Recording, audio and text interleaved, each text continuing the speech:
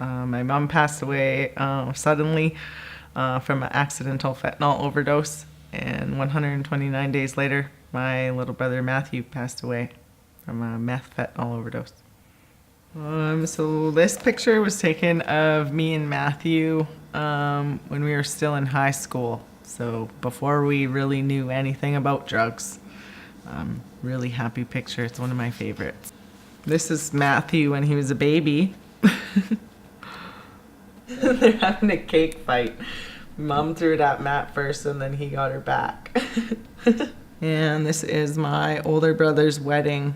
We were in Kelowna, kind of right as Matthew's addiction was starting. So, I mean, he started with cocaine in high school, and then it slowly progressed to other drugs. After high school, he got into trouble in Alberta and BC and spent some time in jail for a couple of years actually, and came out, and he was really good for about 6 months, and then he fell back into it again, got into some more trouble, he was in and out of jail for his whole 11-year addiction. After his about third time in jail is when the meth started and the fentanyl and the heroin.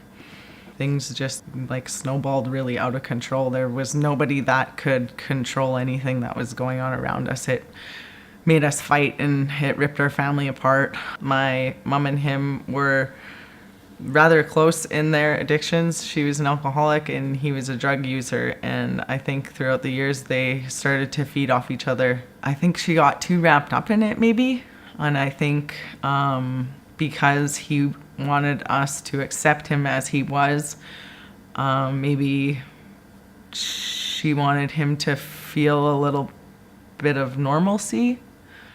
I know that she didn't use opioids like fentanyl and that sort of thing a lot. I did try to talk to her several times and she didn't think that she had a problem. So much like my brother, you can't help somebody who doesn't think that they have a problem. I had just fallen asleep and my phone rang at about 1 o'clock in the morning, and it was my older brother, and he was in a panic. He's like, "We're on our way to the hospital. Something's wrong with Mom. You gotta come now."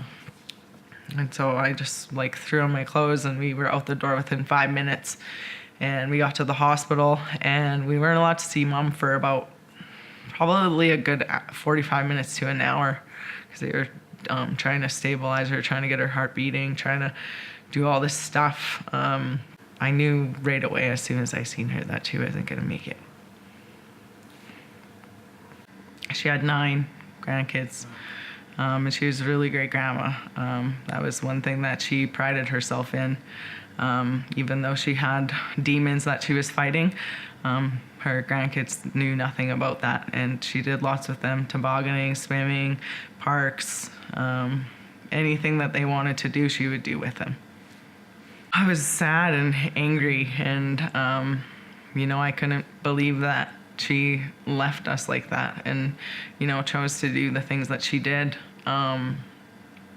But now I truly believe when it's your time to go, it's your time to go. And even though we might not have answers for it, I think that her journey here on earth was done. And so I've kind of, I'll always miss her and I'll always love her, but I've kind of come to terms with her passing, I guess.